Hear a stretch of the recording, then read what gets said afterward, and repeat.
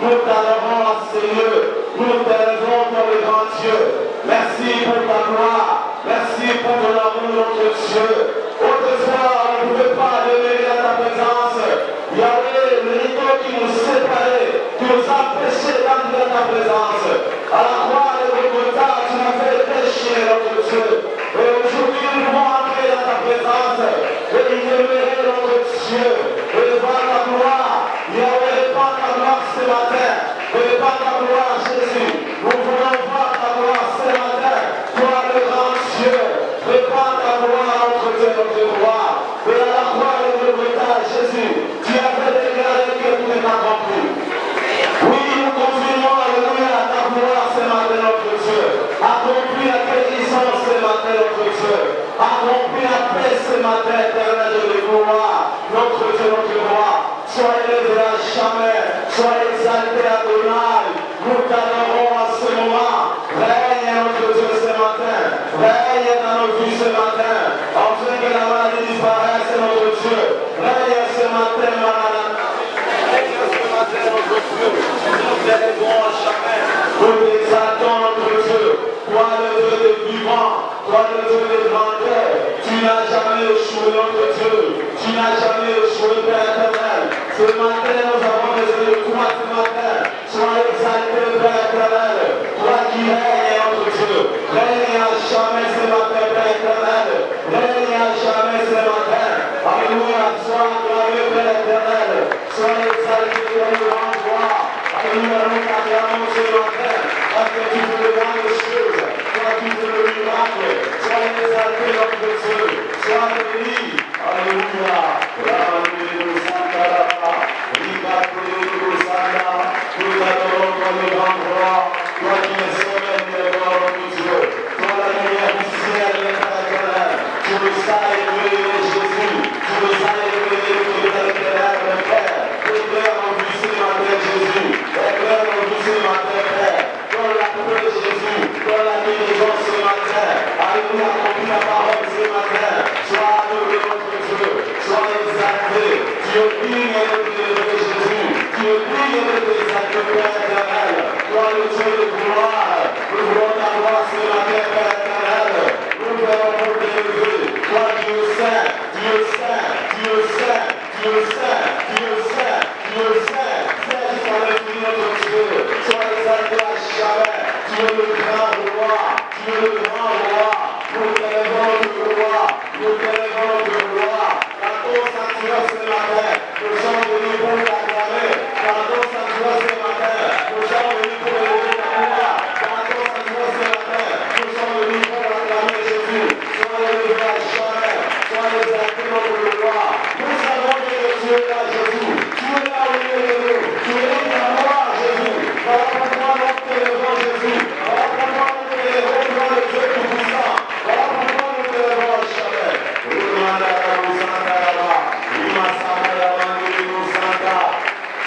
Cher Saint-Esprit, nous t'invoquons ce matin. Alléluia, manifeste-toi en ce moment.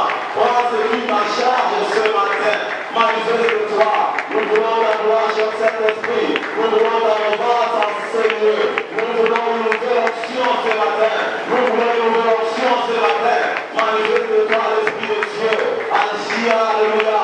Agis en ce moment. Glorifie Jésus, cher Saint-Esprit. Glorifie Jésus en ce moment. Élève Jésus, cher Saint-Esprit. Manifeste-toi en ce moment. Nous Santa toi ce matin. Toi et mon bien-aimé, nous t'acclamons avec le joie. Acclame Jésus, bien-aimé. Il est là ce matin. Il est là avec le joie. Nous acclamons celui qui est, qui était et qui revient. Nous acclamons celui qui est, qui était et qui revient. Alléluia. Nous acclamons notre Seigneur. Nous acclamons notre roi. Il revient bientôt. Bientôt, très bientôt. Nous verrons le Seigneur. Nous chanterons ensemble avec les anges.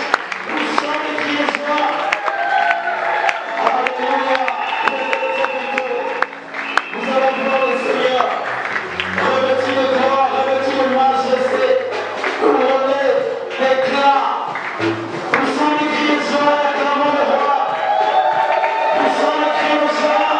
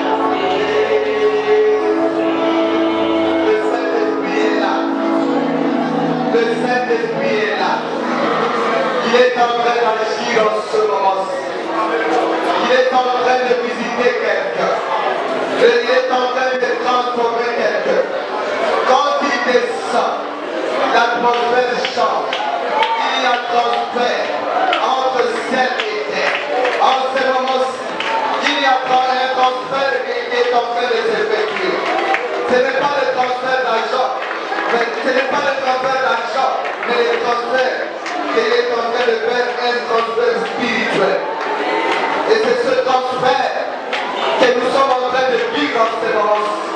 C'est le transfert véritable, le transfert qui change. Il y a transfert entre ciel et terre. Tout ce qui était mort, tout ce qui était enterré est en train de reprendre vie. Tout ce qui était inerte et qui ne bougeait plus est en train de reprendre vie. Ce que le Seigneur est en train de faire en ce moment, dans la vie de quelqu'un, il est en train de te toucher, il est en train de te visiter. C'est lui le seul, l'unique, le véritable. Adonai est son nom, Elohim est son nom, El Shaddai est son nom, Yahweh Sham est son nom, Jehovah Jireh est son nom, Jehovah Rapha est son nom. C'est lui le seul, l'unique, le véritable, le Seigneur des Seigneurs, la source de toute vie. Ensemble avec tous les saints, ensemble avec tous les saints, nous ne pouvons que l'acclamer, nous ne pouvons que toucher les pieds de Dieu, nous pouvons que prier le Seigneur des Seigneurs. Il est le roi des rois, il est le créateur des pays, il est celui qui est très bien. Alléluia. Que son nom soit à jamais béni. Que son nom soit à jamais magnifié. Dans le puissant et glorieux nom de Jésus. Amen. Amen. Que le Seigneur soit glorifié encore une fois. En ce lui qui est à tes côtés. Sans arrière-pensée, tu lui souhaites des bénédictions, des bonnes choses. Tu lui dis, oui, mais Jésus est là. Il est là pour toi. Tu dis que Jésus t'aime et tu lui présentes cela. Amen. Amen. Il y a des choix ici. Nous devons être toujours joyeux dans la présence. Amen. Amen. Est-ce qu'on peut encore une fois clamer le Seigneur?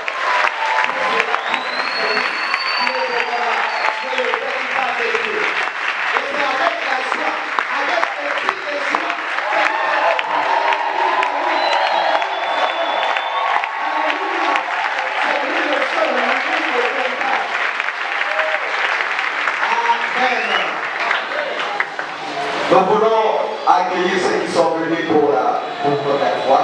C'est votre premier dimanche. Si vous êtes là, manifestez-vous en levant tout simplement votre main. Vous êtes. Voilà, que le Seigneur vous bénisse. Que le Dieu de la pasteur va vous voir. Que l'Église est tout entière. Acclame le Seigneur pour la présence de vos familles. Ils sont venus au Seigneur. Ils ont tapé la peur. Ils sont venus ici. Parce qu'ils savent que c'est ici que nous adorons le Seigneur. En esprit et en vérité. Et c'est ici que nous attendons le retour de notre Seigneur. Nous passons des très bons moments en Seigneur, tel que ce dimanche. Et c'est que vous avez entendu l'adoration, la louange. Que le Seigneur bénisse aussi nos bien-aimés qui sont ici. Les choristes qui nous ont conduits dans une parfaite adoration et une bonne nouvelle louange. Et nous sommes en train de poursuivre. Vous êtes la bienvenue ici. Nous sommes les centres évangéliques missionnaires francophones d'abord, maison de faveur. Nous sommes une extension de l'église d'abord du Père, comme d'abord de Mère. C'est ici que nous nous réunissons. Tel que ce dimanche, vous êtes là. On veut que vous remettre un épisode sur lequel il y a une partie où vous allez mettre, vous allez vous remettre, et là vous allez mettre toutes vos coordonnées. Et l'autre partie vous concerne, c'est là où il y a tout nos programmes. Si vous êtes de passage, nous vous prierons de transmettre nos salutations, à votre église et votre respective. Mais si vous n'avez pas un autre endroit pour adorer le Seigneur comme ce dimanche, comme pendant la semaine aussi, cet endroit peut devenir la porte, le vôtre. Et c'est dans cet endroit que nous nous réunissons pour adorer le Seigneur. Que le Seigneur vous bénisse et vous pouvez reprendre vos places. Mais nous voulons vous dire à la fin, ne soyez pas pressés. Nous allons vous inviter tous ici devant et on va vous conduire dans un endroit où nos bien-aimés conseillers sont un bref instant avec vous. Que le Seigneur vous bénisse. Soyez à l'aise dans la maison de notre Père. Amen. Voilà, nous nous avons quelques actions de grâce. 1 Thessaloniciens 5, verset 16 qui dit « Soyez toujours joyeux ». Le frère Armand Kayoka bénit son Dieu, le maître de l'univers, pour une année de plus qu'il vient d'ajouter dans sa vie depuis hier, 18 samedi 18 mars 2023. Et l'honneur, la grâce et la louange lui revient à lui seul au siècle des siècles. L'intercession, la jeunesse, ainsi que le département d'affermissement s'associent à cette action de grâce. Le frère Armand, il est là, il est à l'intercession, je crois qu'il est au fond là-bas. Est-ce qu'il est là? Je le vois, il est en train de venir. Que le Seigneur bénisse. Joyeux anniversaire, bien-aimé. Il est venu, que le Seigneur vous ajoute encore beaucoup plus et que vous avez de puissance, c'est de gloire en gloire. Amen. Le frère Béni Kikouma rend grâce à Dieu pour sa réussite à l'université de Liguy. Que le nom du Seigneur soit élevé. L'église tout entière s'associe à cette action. Voilà le frère Béni qui est là. Que le Seigneur vous bénisse, bien-aimé. Alléluia. La famille est soumise à de multiples actions de grâce à Dieu pour la réussite de leur fils aîné et grand frère Michel-Ange Jésus, avec mention grande distinction dans un centre de promotion que le nom de Jésus soit élevé. Que le Seigneur vous bénisse, mon fils. Alléluia. Il y a encore des formations et des formations. Bien-aimés, c'est une année dans l'entrepreneuriat. Nous devons être formés. Et c'est là par quoi on fait nos CV. Bien-aimés étudiants, bien-aimés qui êtes là. Si vous passez des formations, je crois que votre CV ou votre engagement ne souffrira pas de problèmes, ne connaîtra pas de problèmes. Amen. Il y a des formations aussi qui se passent ici à l'église. Bien-aimés, ne ratons pas cela. C'est sanctionné par le document de brevet et c'est là par gonfler votre CV et ça sera une très bonne chose. Que le Seigneur bénisse tous les bien-aimés. Et j'aimerais aussi transmettre à tous les bien-aimés, de demander à tous les bien-aimés, vous qui n'avez pas pu venir à votre action de grâce en civil, c'est peut-être votre jour d'anniversaire où vous étiez en voyage, où le Seigneur a visité quelqu'un ici. Je sais qu'aujourd'hui, il y a eu des gens qui étaient malades, qui sont guéris, et que le Seigneur vient même peut faire encore de grandes choses pendant ce culte. Si vous êtes là et que le Seigneur vous a visité, il a fait de grandes choses, sachez que vous êtes une action de grâce pour notre Seigneur. Là où tu es, tu acclames le Seigneur. Et tu le manifestes encore en le puissant de Jésus. Le Seigneur t'a visité, le Seigneur t'a touché, le Seigneur t'a béni, le Seigneur a fait quelque chose pour toi. Tu le sais, tu le sais, tu le sais. Dans ton cœur, tu sais, ton cœur est en train de toucher. Et en train de dire que oui, le Seigneur m'a visité, le Seigneur m'a touché. Si tu es là, viens et manifeste cela encore une fois. Que le Seigneur soit glorifié à jamais. Amen.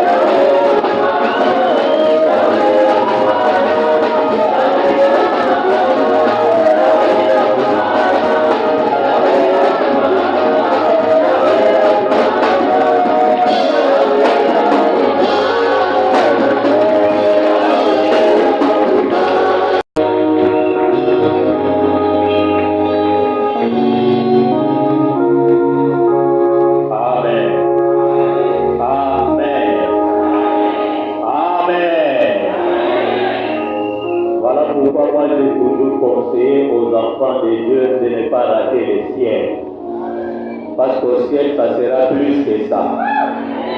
Alléluia. Dis à ton voisin, moi je ne raterai pas le ciel. Acclame le Seigneur.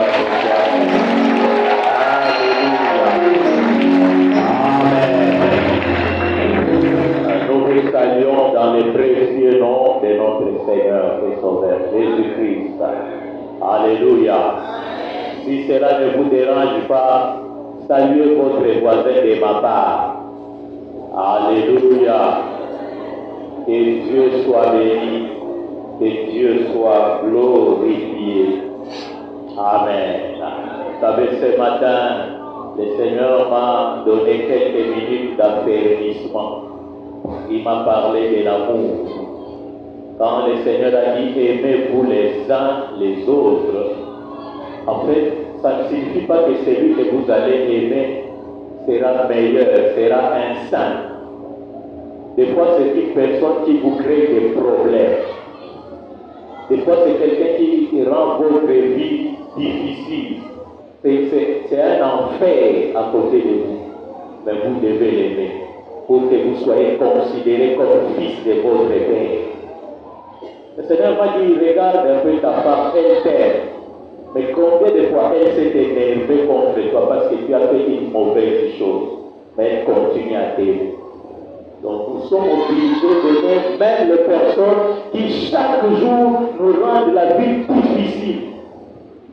Chaque jour quand vous les voyez, vous pleurez, mais le Seigneur vous demande de l'aimer. Amen.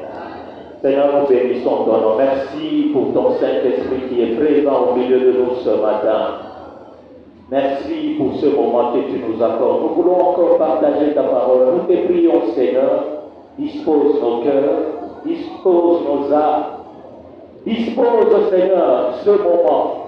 Que l'atmosphère spirituelle, surnaturelle, nous permette de comprendre les choses à la manière des disciples. Saint-Esprit, toi qui as inspiré ceux qui ont écrit, aide-nous à comprendre ce que nous allons lire. Mets dans ma bouche tes paroles afin que je ne transmette que ce que tu as prévu pour ce peuple. Parce qu'il est écrit, tu ne parles pas de toi-même, mais tu dis tout ce que tu entends. Fais que cela soit fait pour ta gloire. Et au nom de Jésus, nous t'avons ainsi prié. Amen. Alléluia. Que Dieu soit béni. Nous sommes en train de poursuivre notre enseignement sur l'entrepreneuriat divin. Et nous avons commencé il y a déjà 2 dimanches en arrière. Et nous sommes tous au courant que cette année, c'est l'année de l'entrepreneuriat. Nous entreprenons pour soutenir la mission. Parce que Dieu veut que tous les hommes soient sauvés et qu'ils parviennent à la connaissance de la vérité. En fait, nous, si aujourd'hui nous sommes chrétiens, il y a des gens qui ont prié pour nous, il y a des gens qui nous ont annoncé la parole, mais il y a aussi des gens qui ont contribué pour que la parole arrive jusqu'à nous. Alléluia. Il y a des gens qui ont contribué pour que cette œuvre puisse être implantée dans cette ville. Alors nous aussi, à notre tour, nous avons les devoirs de contribuer pour implanter d'autres églises afin que d'autres âmes soient sauvées. Amen. Et c'est ainsi que depuis le début de cette année, nous sommes en train de parler d'entraînement pour soutenir la mission.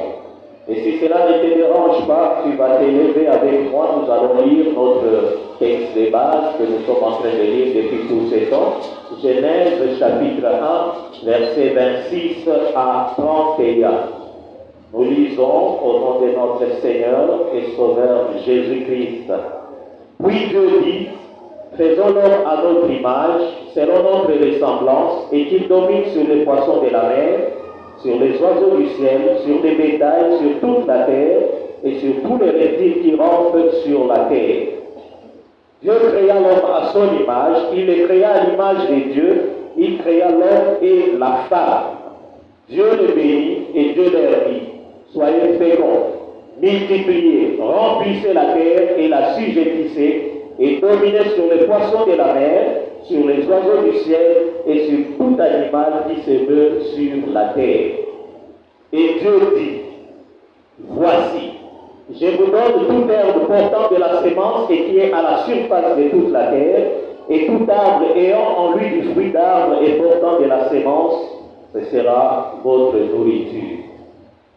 Et à tout animal de la terre, à tout oiseau du ciel, et à tout ce qui se met sur la terre, ayant en soi un souffle de vie, je donne toute herbe verte pour nourriture.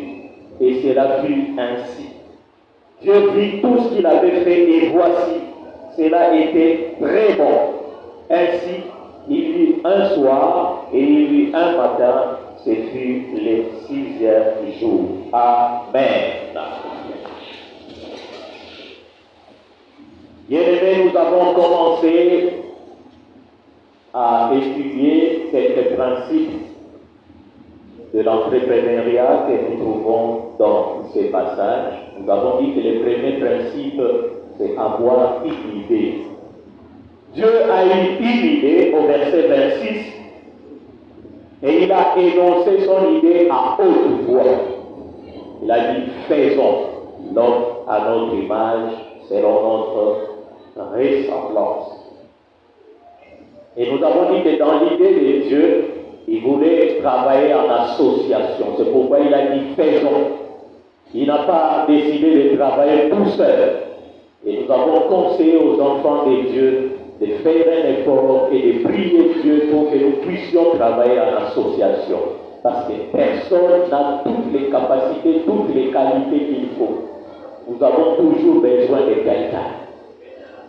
Moi, j'ai toujours été peiné quand je vois ceux qui font le travail manuel, les artisans, les techniciens. Il y a certains qui travaillent tout seuls. On m'a raconté l'histoire d'un maçon, lui, il travaillait tout seul. Il n'avait pas besoin d'aide maçon.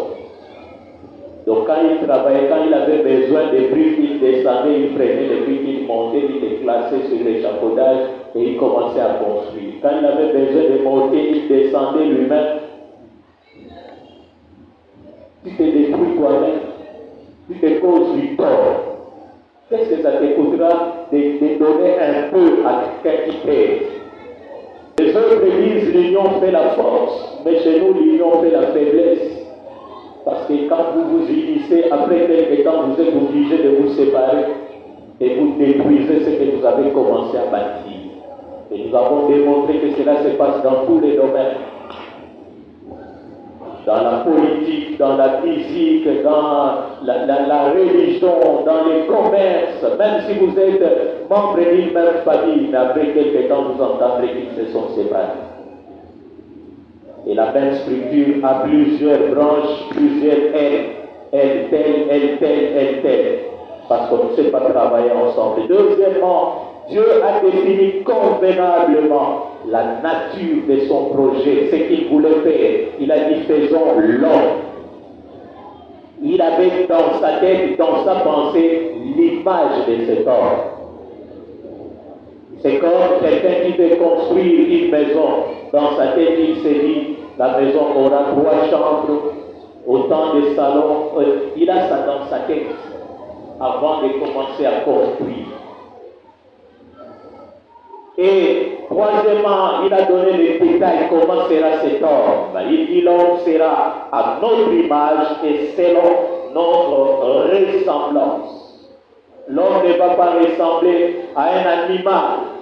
Même si aujourd'hui l'homme créé à l'image de Dieu veut vivre comme un animal. L'homme est content de vivre comme un animal. Et pire encore, l'homme se marie à son chien, à son chat, à son singe. Parce que l'homme veut vivre comme un animal. Aujourd'hui, l'homme est pire qu'un animal. Vous ne verrez pas 2 chiens s'accoupler. Vous ne verrez pas des vaches ou des chèvres s'accoupler. Vous avez 2 hommes qui s'accouplent et qui s'appellent mari et femme. Et la femme est de sexe masculin. Quelle abomination! 2 femmes qui s'accouplent et qui s'appellent mari et femme, et l'autre mari est de sexe féminin. Mais si Dieu dit, faisons l'homme à notre image, selon notre ressemblance. Et nous avons vu, en dehors des détails qu'il a donnés, il a défini le but final de ces projets. Pourquoi nous allons créer l'homme à notre image et à notre ressemblance pour qu'il domine. Dieu avait besoin d'un représentant sur la terre, quelqu'un qui allait le représenter valablement sur la terre et qui allait s'occuper de tout ce qu'il avait créé sur la terre. Et cette personne devait être exactement comme lui, à notre ressemblance et selon notre image. Et il définit les rayons d'action de cette personne. Il dit, il va dominer sur les poissons de la mer, les oiseaux du ciel, les bétails, sur toute la terre et sur tous les reptiles qui rentrent sur la surface de la terre. Et nous avons conseillé aux enfants de Dieu d'être précis dans ce que vous voulez faire. N'investissez pas dans n'importe quoi. Consultez Dieu. Dieu est celui qui est le sage par excellence. Nous l'appelons l'omniscient. Il connaît tout. Il sait dans quel domaine par rapport à vos capacités, à vos potentialités, vous pouvez investir et vous pouvez réussir. Peut-être même que tout le monde a échoué dans ces domaines-là, mais Dieu va vous orienter. Et nous avons dit que nous devons éviter de tout embrasser à la fois. Commence quelque part. Même si c'est petit, même si c'est négligeable, c'est méprisable à vos yeux, mais si Dieu vous le dit, faites-le. Commencez par là, et plus tard peut-être Dieu va élargir. Il va élargir votre rayon d'action. Et quand j'ai réalisé ça, le Seigneur m'a parlé de David. Il m'a donné l'exemple de David. David n'a pas commencé comme roi. David a commencé comme un petit berger. En brousse, oublié même de sa propre famille. Et il était content là, dans la brousse avec les brebis. Peut-être que tous les membres de sa famille se moquaient de lui, le méprisaient. Peut-être que les jeunes de son âge, de sa génération, le méprisaient. Et il était content là. C'est là qu'il a appris à gérer les troupeaux. Dieu les préparait là. Dieu peut te demander de commencer avec un petit commerce, une petite table devant la parcelle pour t'apprendre à gérer. Et plus tard, tu peux devenir millionnaire. Et un jour, Dieu va le prendre là, il va l'introduire dans le palais royal. Pourquoi? Parce que dans les déserts là, il apprenait à jouer à un instrument de musique. Et Dieu a utilisé cet instrument pour délivrer Saül. Et en même temps, il l'introduisait dans les palais pour lui apprendre comment se passe la vie dans les palais. Et le jour où Dieu l'avait décidé, il va envoyer Samuel pour le oindre comme roi. Mais il n'est pas devenu roi le même jour. Il fallait encore du temps. Jusqu'au jour où Dieu a décidé de le présenter devant le peuple en terrassant Goliath. Mais avant d'aller rencontrer Goliath, il devait encore porter les provisions de ses frères. Il pouvait encore refuser, mais il a accepté, il a apporté les provisions. Il a fait je ne sais combien de kilomètres à pied jusque-là. Et là, Dieu lui a donné cette opportunité pour les faire connaître devant tous les peuples. Et à partir de ce moment-là, il est devenu un soldat. La Bible dit qu'il commençait à sortir et à revenir avec l'armée. Et quelque temps après, Dieu l'a envoyé en exil. Parce que Saül cherchait à le tuer. Il est allé en exil. Ce n'était pas un moment agréable. Alors qu'il avait l'onction. Dieu l'a envoyé là-bas. Parce qu'il devait apprendre aussi dans l'adversité. Et au moment opportun, Dieu l'a ramené. Il est devenu roi. Mais Dieu m'a dit à la fin de sa vie, David est devenu un entrepreneur dans la construction. Quand il voulait bâtir les temples, Dieu lui dit non, pas toi, c'est ton fils. Mais la Bible précise que David avait, en tout cas moi j'ai dit, il avait déjà établi les défis pour construire les temples. Il a acheté tous les matériaux, il a laissé ça à son fils construire. Alléluia.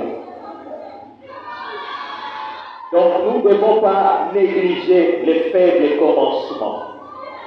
Et nous devons avoir un objectif. Pourquoi je fais ceci? Aujourd'hui, dans notre pays, plusieurs s'engagent dans la politique pour s'enrichir. En principe, la politique, ce n'est pas pour s'enrichir. Mais les gens vont là-bas parce qu'ils veulent s'enrichir rapidement et gratuitement. Et même les chrétiens sont obligés de corrompre, de tricher, de voler pour avoir un poste. Je ne sais pas si je vous ai rapporté ça ici. Il y a un frère qui m'a donné le témoignage de son neveu. Son neveu s'est engagé dans la politique, dans un parti politique. Et il dit, oncle, si je suis là, c'est juste pour avoir de l'argent. Donc je vais tout faire, je vais travailler durement pour avoir un poste. Et dès que j'ai un poste, si je trouve l'argent, je vole 5 millions de dollars. Je donne à la famille 1 million, moi je vais à Makala. Et après, quand je vais sortir, je prends mes 4 millions, j'investis. Et vous voulez que dans ces conditions, le pays puisse se développer? Jamais. Il sait que dans ce pays, quand quelqu'un vole, on l'envoie à Makala pour quelques mois pour tromper l'opinion publique. Après, il va sortir et il va continuer à travailler calmement et à bouffer cet argent sans être inquiété. Et il a ça dans sa tête. Alléluia. Voilà pourquoi l'Église, nous devons tout faire pour changer les choses. Donc pendant que lui, il viendra ici avec l'intention de voler, toi, tu vas rater les cultes ce dimanche-là pour aller l'attendre depuis 4. Depuis 4 heures du matin, tu seras là jusqu'à 20 heures. Mais lui, il a dans sa tête 5 millions. Il ne te voit pas. Toi, tu n'es pas dans son programme. Dans son programme, ce sont ces 5 millions.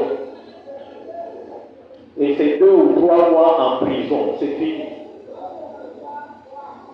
Alléluia. Donc, même si tu n'acceptes pas, mais moi je t'ai dit. Parce que Jésus-Christ m'a dit de vous enseigner tout ce qu'il nous a prescrit. Alors, maintenant, nous avons vu qu'en dehors des idées, Dieu va commencer maintenant à mettre en pratique ce qu'il a pensé, ce qu'il a résolu. Au verset 27, il a créé. Il a créé l'homme à son image, selon sa ressemblance. Exactement comme il l'avait conçu. Et nous avons dit que nous devons, pour être fidèles à l'idée que nous avons de l'entreprise ou de l'affaire que nous voulons entreprendre et commencer, nous devons éviter la paresse. Parce que si tu as une grande idée, ça va te demander de te sacrifier, de t'investir, de travailler. Tu travailleras beaucoup. Alors si tu es paresseux, tu n'arriveras pas. Nous devons éviter d'être infidèles. Tu prends un engagement, tu dois être en mesure de l'accomplir jusqu'à la fin. Chaque dimanche ici, on nous dit que notre Dieu n'est pas le Dieu des œuvres inachevées. Et quand nous regardons dans plusieurs de nos quartiers, nous voyons des maisons inachevées. Parce que nous sommes infidèles. Tu commences quelque chose et tu t'engages à plusieurs choses à la fois. Et tu n'achèveras jamais. Nous avons dit aussi que nous devons éviter d'être instables. Tu as commencé avec un rythme, mais après un moment tu dis, bon, aujourd'hui je vais me reposer, je vais travailler demain. Et puis demain, ça sera demain, et puis toute une année, 2 ans, 3 ans, et tu oublies. Plusieurs mourront pauvres parce qu'ils éviteront de commencer, d'oser. Et nous avons dit qu'il y a quelqu'un qui a dit que les cimetières, c'est le lieu le plus riche au monde, parce qu'il y a des gens qui sont morts avec des grandes idées. Il est mort avec l'idée d'une usine, d'une entreprise, d'une industrie qui allait donner beaucoup d'argent à lui-même, à sa famille, et qui allait donner du travail à plusieurs. Mais il n'a jamais commencé, il n'a jamais osé. Et enfin, nous avons dit qu'il faut éviter l'influence extérieure. Parce qu'il y a des gens qui viendront vous dire non, moi j'avais commencé dans ce domaine-là, j'ai échoué. Arrête, tu vas perdre ton argent. Alors que toi tu as reçu ceci. Nous vous avions donné l'exemple d'Abraham, Isaac et Jacob. Tous les trois ont été confrontés à une famine dans le pays. Abraham, à son époque, a pris sa femme Sarah, ils sont allés en Égypte. Et là, ils ont vécu jusqu'à la fin, ils sont rentrés. Isaac, à son tour, voulait aussi descendre en Égypte. Dieu lui dit non, ne descends pas en Égypte, reste à Guérard, je te bénirai là. Et j'ai dit peut-être que les serviteurs de son père pouvaient lui dire non, à l'époque de ton père, nous sommes allés en Égypte. Crois-nous, nous étions là, ne reste pas ici, descends en Égypte. Mais Dieu lui dit reste là, je te bénirai là. Et Dieu l'a béni là. Et à l'époque de Jacob, par contre, Dieu savait que Jacob n'allait pas partir seul, il allait partir avec un groupe de personnes. Il a fait précéder Joseph. Joseph est allé en Égypte avant pour préparer le terrain afin que Jacob vienne avec tous ces groupes et qu'il soit reçu avec honneur comme les invités du Premier ministre. Troisième principe, nous avons dit que Dieu a donné les moyens de l'action. Et les moyens de l'action, Dieu n'a pas donné l'argent, il a donné la bénédiction. Dieu les bénit. Au verset 28. Dieu les bénit. Et nous avons dit dans la bénédiction, il y a tout. Il y a l'argent, il y a les matériels, il y a les personnes, les collaborateurs. Tout est dans la bénédiction de l'Éternel. Et cette bénédiction ne se fait suivre d'aucun chagrin. Cherche la bénédiction de Dieu dans ce que tu entreprends. Que Dieu te bénisse. Et quand il t'aura béni, tout ce dont tu auras besoin pour entreprendre sera dans cette bénédiction. Alléluia. Dieu va les bénir. Et il va leur dire, soyez féconds. Dans la bénédiction de Dieu, il y avait la fécondité. Soyez féconds, multipliez, remplissez la terre, soumettez-la. Et nous avons dit que la fécondité ne concernait pas seulement le fait de procréer, d'avoir des enfants. Mais nous devons être féconds dans tous les domaines de notre vie. Dans tous les domaines où vous entreprenez, où vous travaillez, nous devons apprendre à être féconds. Tu dois être sûr que dans ces domaines-là, où tu travailles, tu produis. Si tu vas, tu entres, tu es engagé dans une entreprise, tu dois amener quelque chose. Tu dois te rendre compte, depuis que je suis dans cette entreprise, qu'est-ce que j'ai amené de l'œuvre? Qu'est-ce que j'ai amélioré? Qu'est-ce que j'ai innové? Ne soyez pas de ceux qui subissent. Tu n'auras jamais la promotion si tu n'apportes pas un plus dans l'entreprise. Il y en a qui se plaignent, il a fait autant d'années dans l'entreprise, tu n'es pas productif. Un entrepreneur normal ne pourra pas t'élever si tu n'apportes rien. Tu dois apporter quelque chose. Nous avons dit même dans les maisons où nous habitons, nous vivons, enfants, jeunes, tu dois apporter quelque chose. Même chez tes propres parents, afin que tes parents puissent avoir une idée, une pensée, même quand tu partiras, qu'ils se disent, quand il était là, c'est lui qui avait fait ça. S'il était là, il allait résoudre ses problèmes. Je ne sais pas pourquoi, mais un jour, après la mort de ma mère, mon beau-frère est venu me dire, papa avait dit, si toi tu étais là, maman n'allait pas mourir. Je ne sais pas pourquoi, mais lui il sait. Il dit non, si lui il était là, ma femme n'allait pas mourir. Alléluia.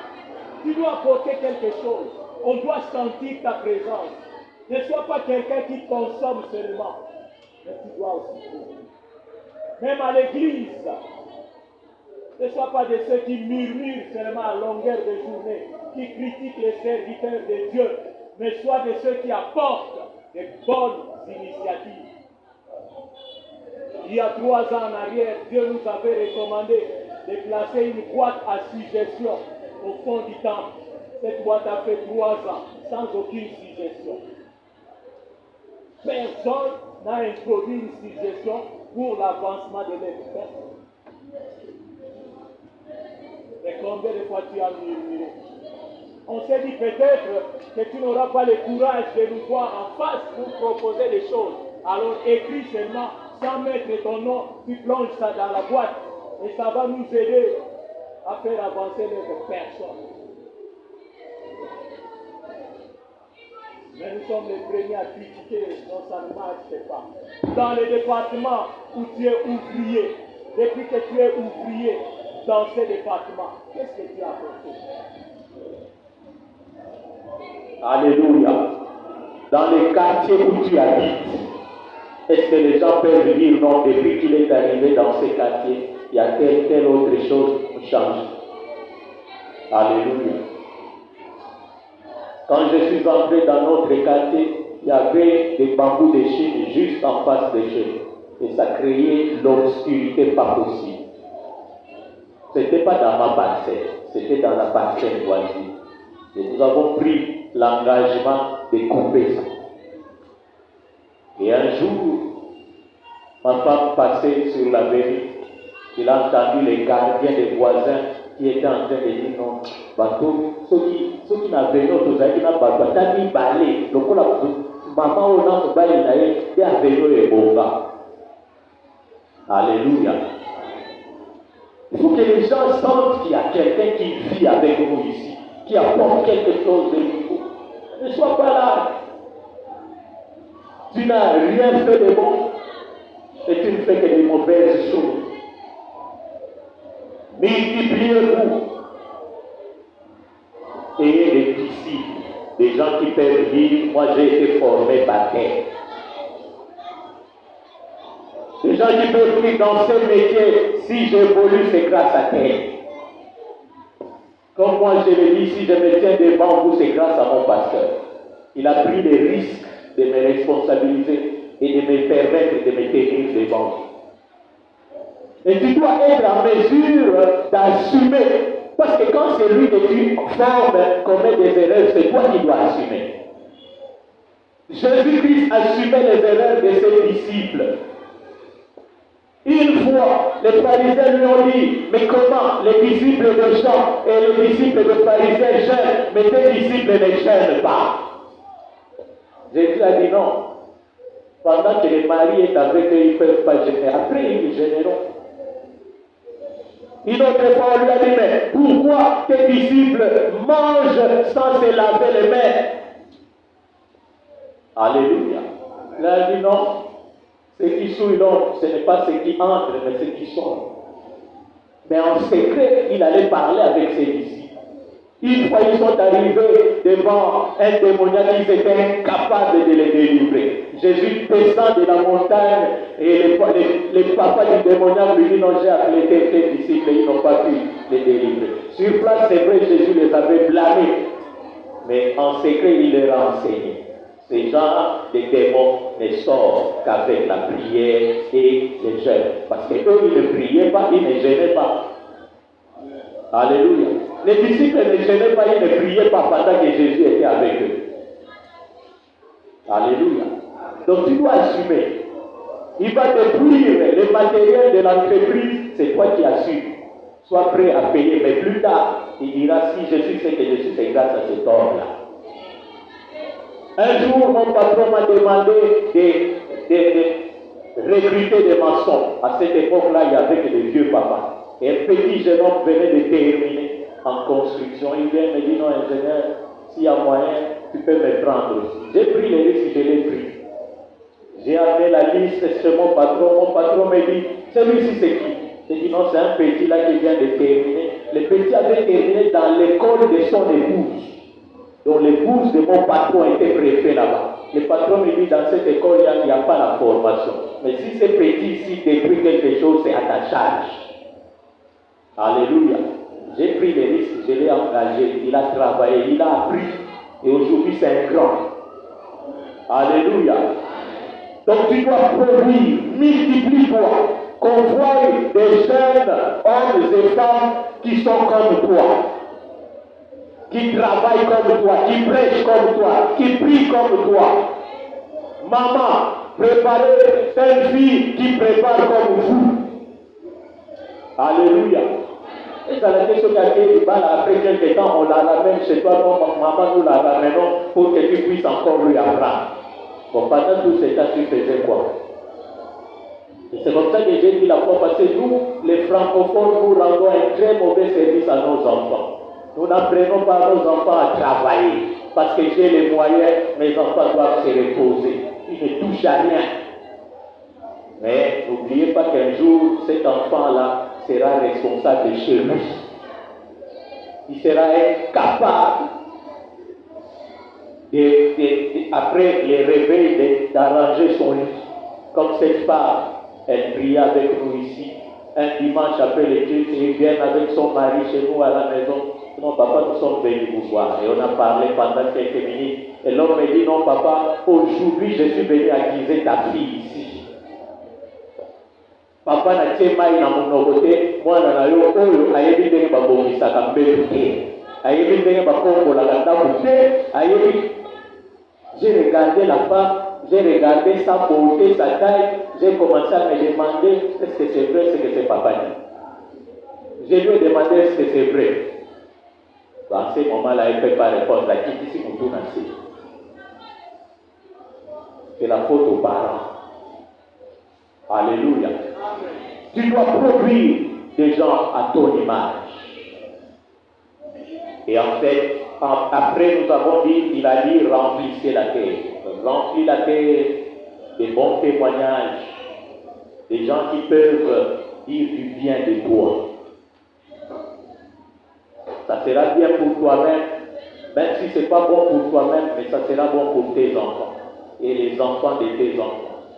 Et nous avons donné quelques exemples de ce que nous bénéficions du témoignage de notre papa, ce qu'il a fait. Et nous nous efforçons qu'à notre tour aussi nous puissions laisser des bons témoignages. Là où les enfants iront, dès qu'ils diront ces noms, que les gens disent ah, tu es le fils de tel. Non, viens. Et qu'ils ne disent pas tu es le fils de tel. Ah! Et le dossier est classé, sans suite. Un jour, j'ai regardé un film, un papa qui était PDG, escroc, un aventurier, un méchant. Et un jour, il perd son boulot et sa fille termine les universités. Et puis c'était la galère à la maison. La maman dit, tu as terminé, va chercher l'emploi. Et c'était une fille comme les filles des francophones, elle ne savait rien faire. C'est la bonne, les domestiques qui faisaient tout. Elle n'était pas habituée à travailler, elle avait l'argent facile, son père était PDG. Mais cette fois-là, il fallait qu'elle aille travailler. Et finalement, elle décide de constituer son dossier, elle va chercher l'emploi. Elle était intelligente. Partout où elle passait, dès qu'on prenait le dossier, on regardait, elle avait des bons points. Distinction, distinction, distinction. Ah, mais c'est intéressant, vous avez étudié où et ainsi de suite. Et dès qu'on regardait les noms, ah, tu es le fils de tel, oui. Ah bon, nous sommes désolés, il n'y a pas de place ici. Toute la journée, dans toutes les entreprises où elle est passée. Et à la fin, elle rentre, elle demande à son père. Non, les derniers, c'est les derniers messieurs qu'il a reçus qui lui disent, non, moi je ne peux pas te recevoir. Il dit, pourquoi? Voilà ce que ton père a fait, voilà. Il dit, non, moi je ne suis pas mon père. Il dit, oui, je sais que tu n'es pas ton père, mais rien ne me prouve que tu le feras parce que tu as le sang de ton père. Elle est rentrée en pleurs, elle est venue blâmer ses parents. Mais aussi, vous êtes quel genre de personne? Papa, tu es quel genre de démon? Partout où je suis allé, dès qu'on entendait ton nom, tout le monde a refusé de me recevoir.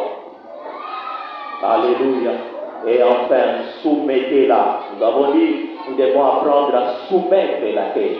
Peut-être là où Dieu te dira d'aller investir, c'est un endroit qui ne te plaira pas nécessairement.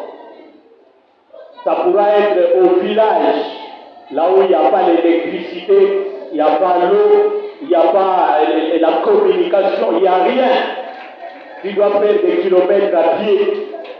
Je me souviens à l'époque quand les réseaux n'étaient pas partout, il nous est arrivé des fois de faire des kilomètres, 70 kilomètres pour arriver là où il y a les réseaux et appeler qui quitte. Alléluia. Et tu es là, tu dois travailler là-bas sans communication. Tu diras, non, moi je ne peux pas aller là-bas, tu refuses et tu vas rater. Quand tu as appelé Abraham, Dieu lui a dit, quitte ton pays, ta patrie, la maison de ton père, vers un pays que je t'indiquerai. Abraham ne connaissait pas ces pays-là. Et ces pays-là n'étaient pas vides, il était occupé. Et il a dû aller là-bas. Et il a appris petit à petit à soumettre le pays à son époque. Il est parti, Isaac a continué un peu. Il est parti, Jacob a continué un peu. Jusqu'à ce que le peuple est revenu de l'Égypte et il s'est établi. Alléluia. Alors, après nous avons vu le quatrième principe, il faut fixer les résultats attendus. Nous devons fixer un résultat. Tu as les moyens, maintenant, qu'est-ce que tu veux obtenir comme résultat? Et cela te permettra de travailler. Parce que quand tu fixes un résultat, ça te permettra de te focaliser sur ces résultats. Au verset 28, la deuxième partie, il dit, et dominer sur les poissons de la mer, sur les oiseaux du ciel et sur tout animal qui se met sur la terre. Définir précisément ce qu'on doit faire et ce qu'on veut atteindre comme objectif.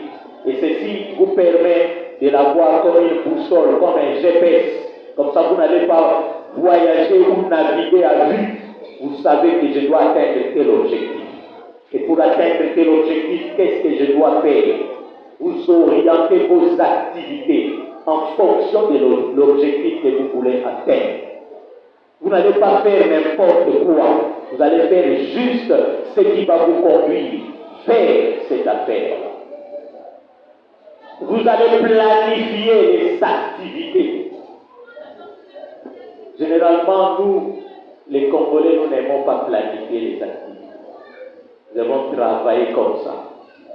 Par hasard, je me réveille un matin, je dis, bon, je vais faire ça, je le fais.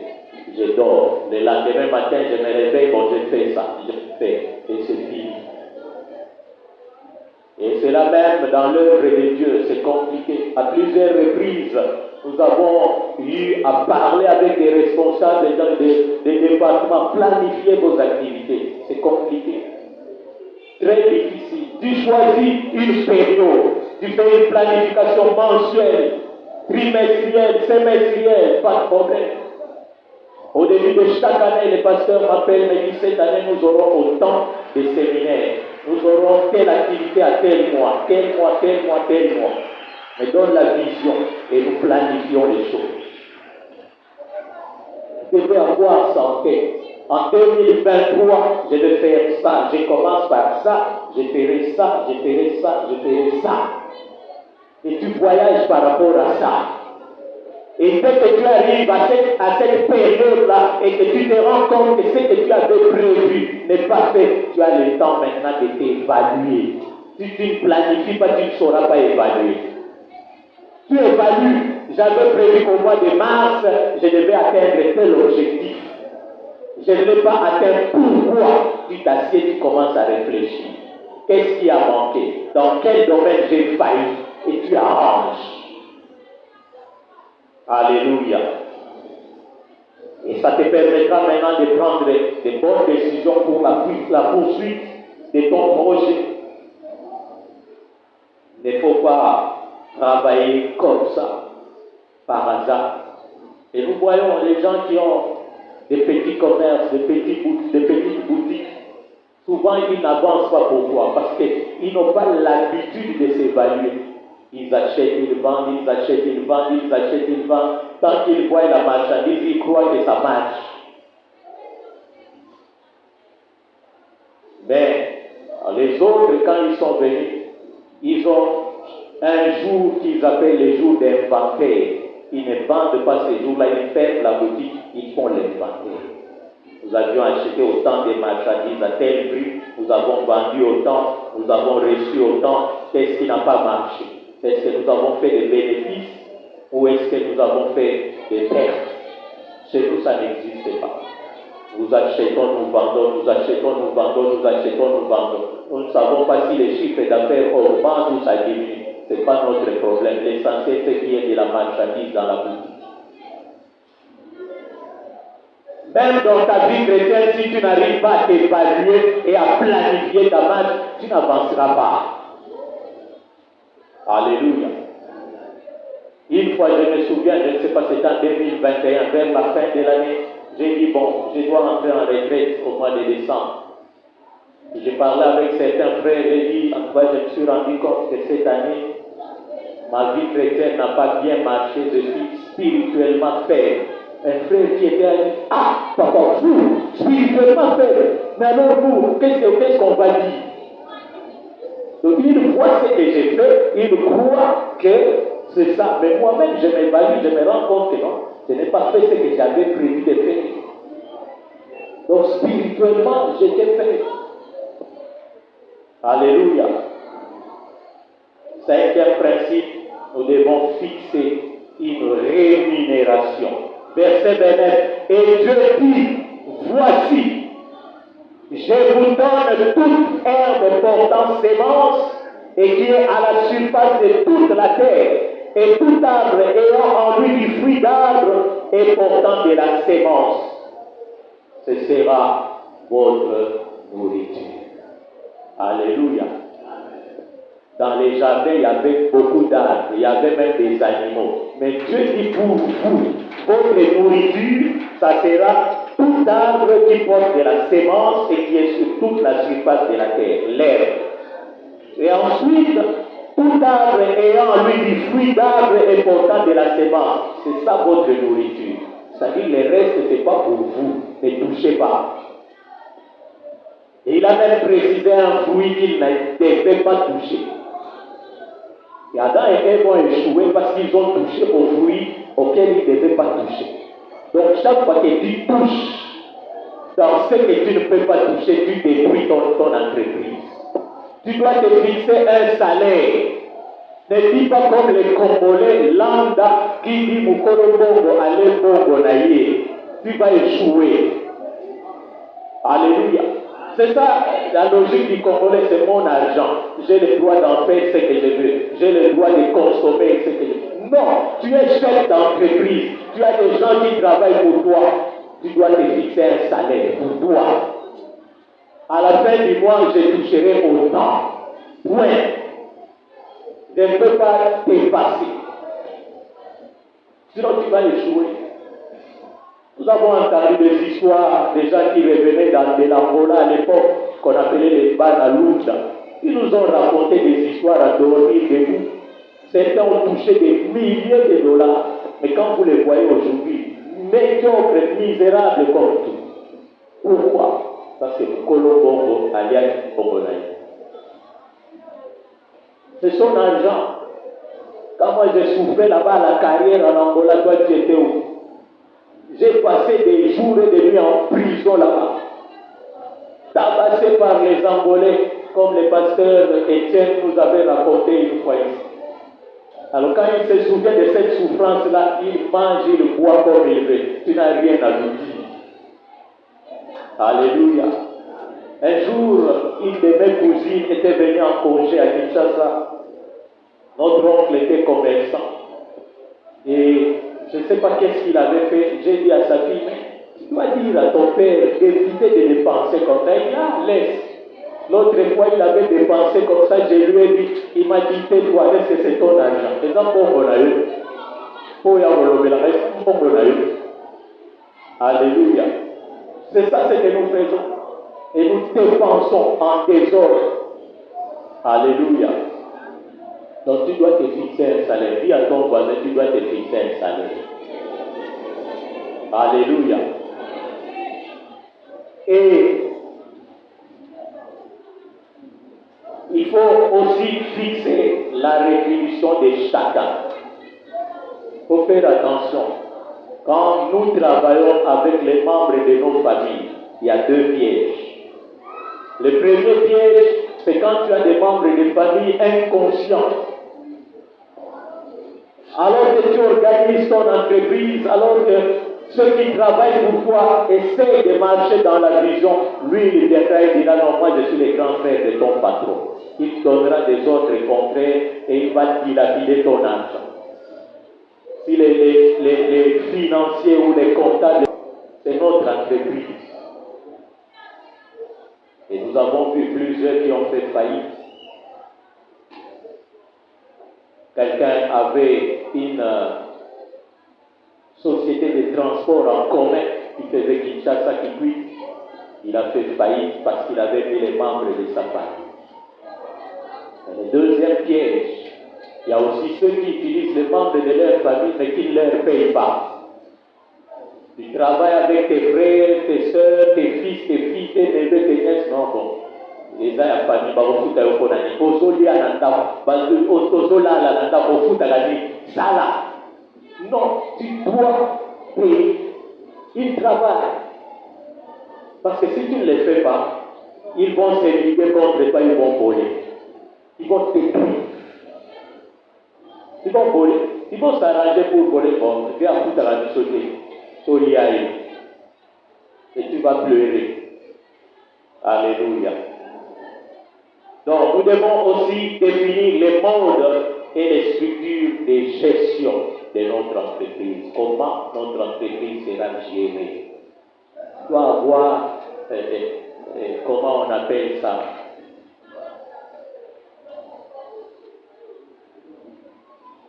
J'ai oublié.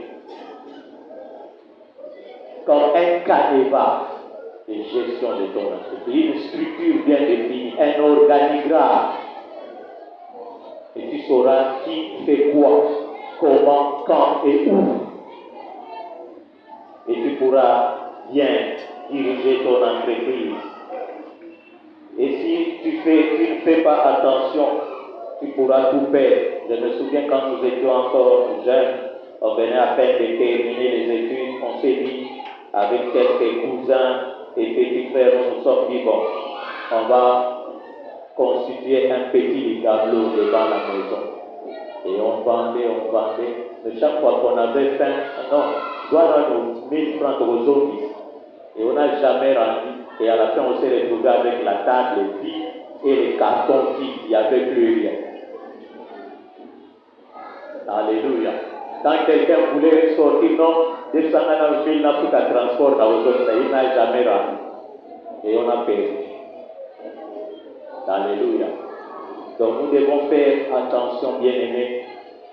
C'est une bonne chose d'avoir une entreprise, mais nous devons savoir comment gérer. Donc tu fixes ta rémunération et tu restes là. Et tu fixes aussi la rémunération de tous ceux qui travaillent avec toi par rapport à leur rendement, par rapport à leur production.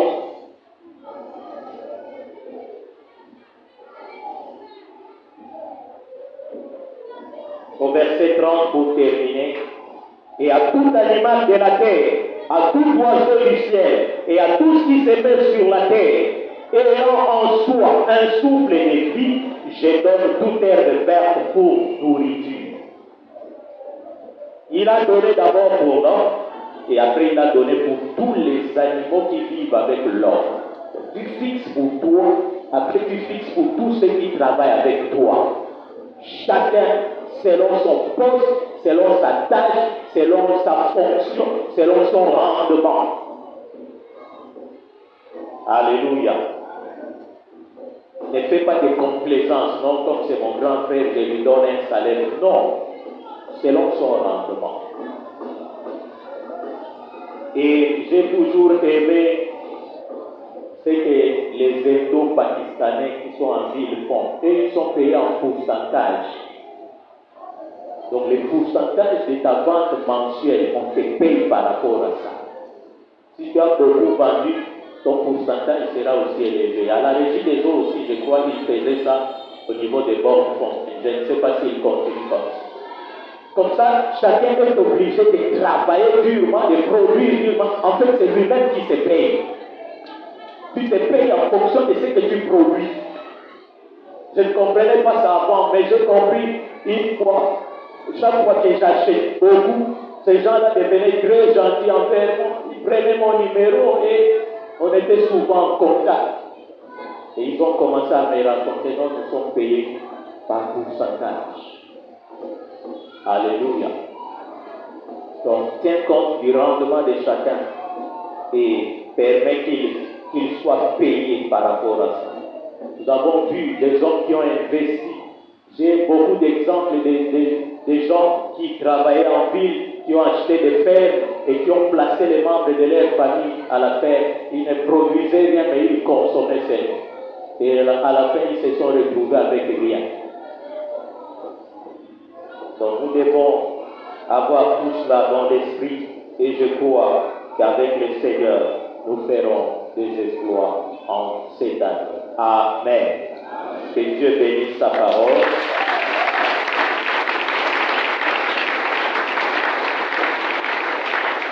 Tu peux te lever là où tu es, nous allons prier.